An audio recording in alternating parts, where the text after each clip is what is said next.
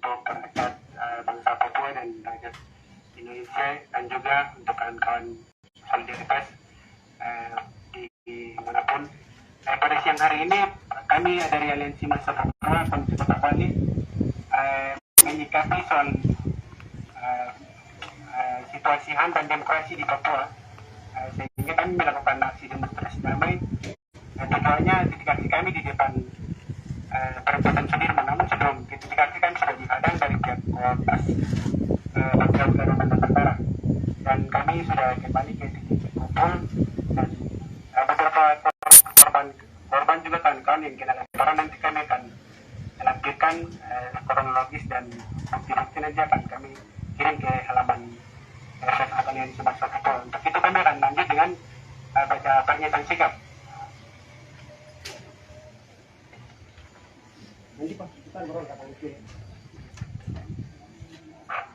Pernyataan sikap Aliansi Mahasiswa Papua Komite Kota Bali. Salam Pembebasan Nasional Papua Barat. Menyikapi situasi hak asasi manusia dan demokrasi di Papua yang pada akhir-akhir ini, terutama 2 tahun terakhir, yang semakin memprihatinkan, terutama masalah mutilasi oleh TNI di Timika, beberapa penembakan oleh TNI di Nabire, penembakan di Wamena, di Merauke, dan beberapa wilayah lainnya. Juga soal masalah daerah otonomi baru dan Otsus yang membuat situasi Papua justru membuat akses yang semakin menggila bagi kapitalisme untuk eksploitasi sumber daya alam di West Papua.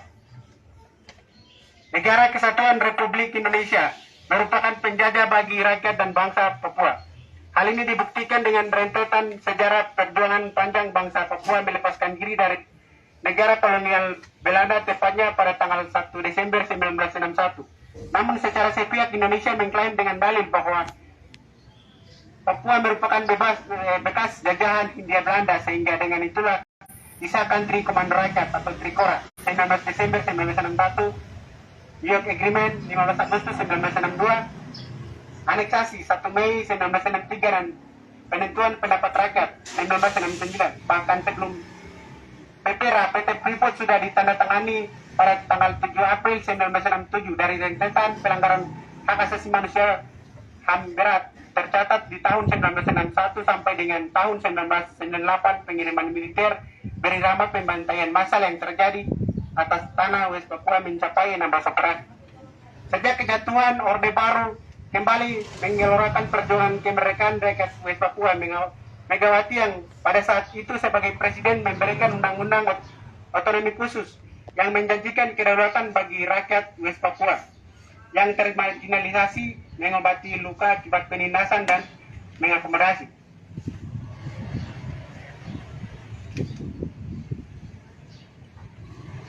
Kehadiran partai politik lokal. Namun nyatanya janji tersebut langsung terbantah dengan adanya pembunuhan Teis Eluai, pemimpin Presidium Dewan Papua pada saat itu. Kejadian itu membayangi Otsus dan menjadi peringatan akan berlanjutnya kekuasaan dan impunitas militer Indonesia.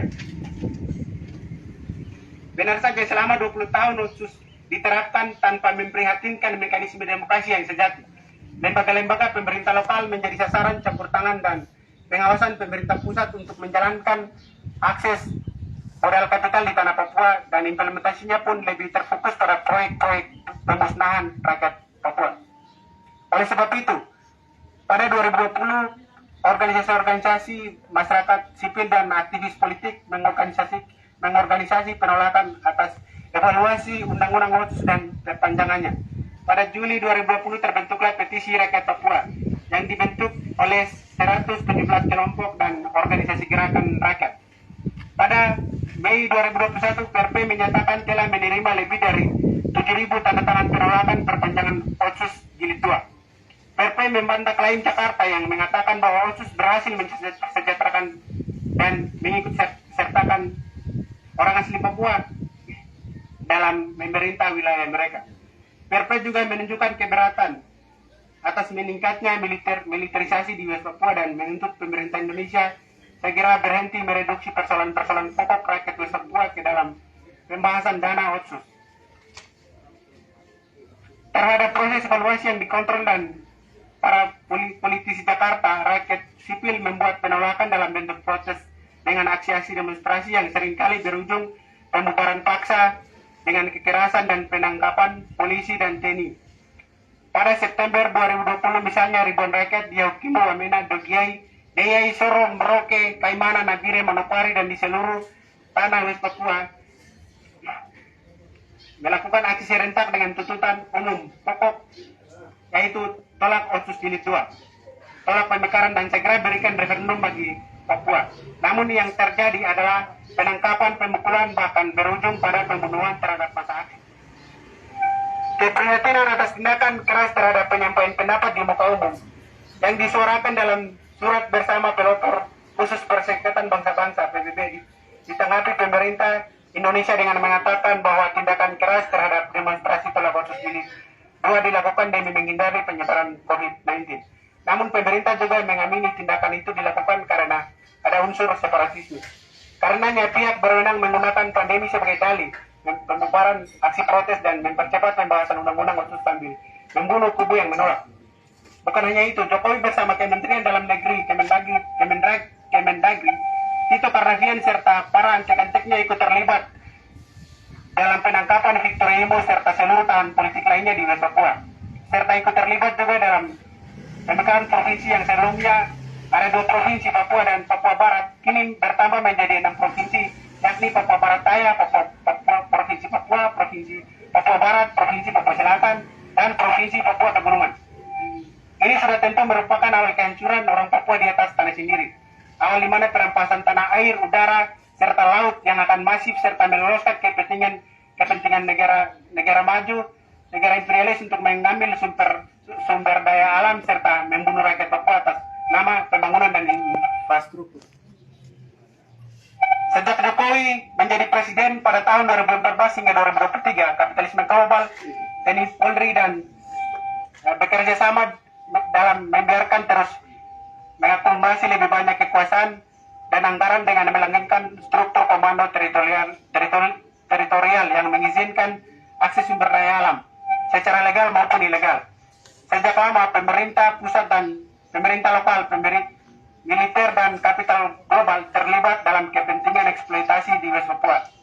Kita bisa lihat data ahli Yayasan Pusaka yang menunjukkan adanya penembangan kayu dan pengamanan perusahaan-perusahaan pertambangan dan perkebunan yang juga disertai penggusuran tanah-tanah adat.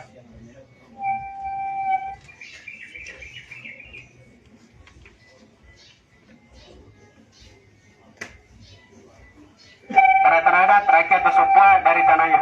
Militer pemerintah Indonesia dan elit lokal juga merupakan penerima alokasi dana Otsus dalam jumlah besar dan 2% dari anggaran nasional Indonesia. Serta dana pembangunan dan dana infrastruktur. Bupati-bupati terpilih memiliki anggaran yang bisa diakses militer untuk melakukan operasi militer melawan dugaan ancaman pemberontak di West Papua. Berarti Undang-Undang Otonomi Khusus Jilid 2, Jilid 1, Jilid 2, Undang-Undang Omnibus Law, Minerba, KUHP, serta seluruh kebijakan negara hanya untuk kepentingan eksploitasi kapital modal di tanah West Papua. Sehingga TNI dan Polri menjadi anjing penjaga para pemodal untuk meraup banyak keuntungan dari eksploitasi sumber daya alam Papua yang melimpah. Bahkan TNI Polri dengan dalih operasi kontra pemberontakan dan transmigran terus memperlancar aktivitas di Papua. Hal ini menyebabkan kasus-kasus pemungkaman kebebasan berekspresi secara damai terus berlanjut. Larangan pengibaran bendera bintang kejora tetap diberlakukan.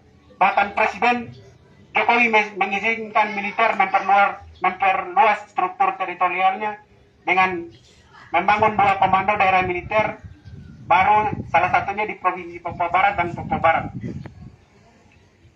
Pihak militer mengklaim bahwa hal ini diperlakukan dalam rangka melawan gerakan perlawanan Papua Tentara Pembebasan Nasional Papua Barat. Namun TNPBB tidak dalam jumlah yang signifikan di tanah West Papua. Militer Indonesia kan tengah berusaha menjustifikasi penambahan struktur komando teritorial yang bisa membuat mereka terus melanggengkan kepentingan bisnisnya.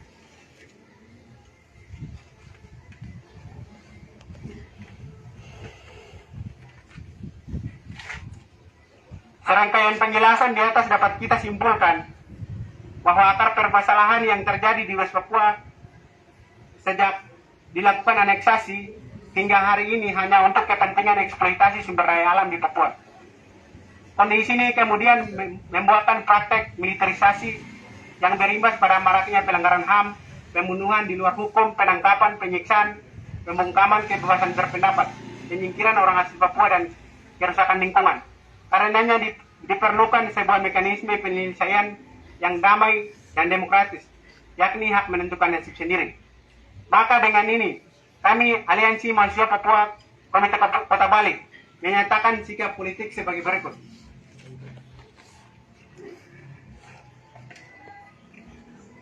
Yang pertama, berikan hak menentukan nasib sendiri sebagai solusi demokratis bagi bangsa West Papua.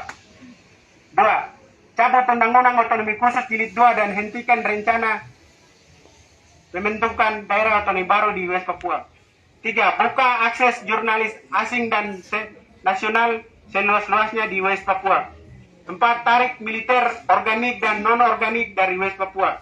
5. Hentikan segala bentuk diskriminasi dan intimidasi terhadap mahasiswa Papua yang tersebar di seluruh Indonesia. 6. Bebaskan Victor Imo Melkias Kayes serta seluruh tahanan politik West Papua tanpa syarat.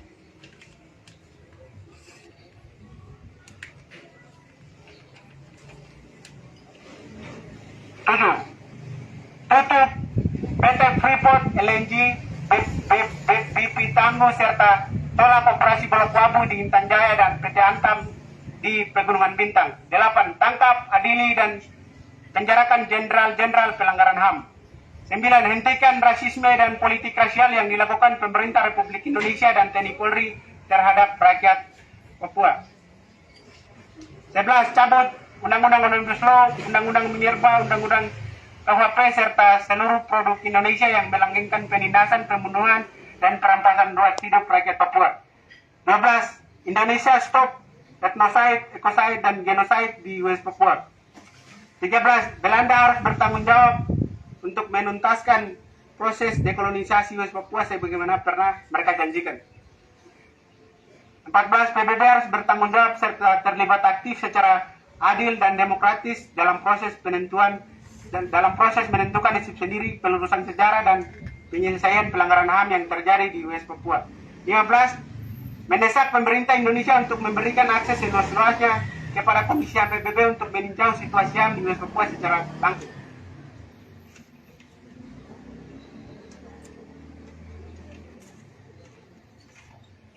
16. Berikan jaminan kebebasan akses informasi, berekspresi, berorganisasi, dan berpendapat di West Papua.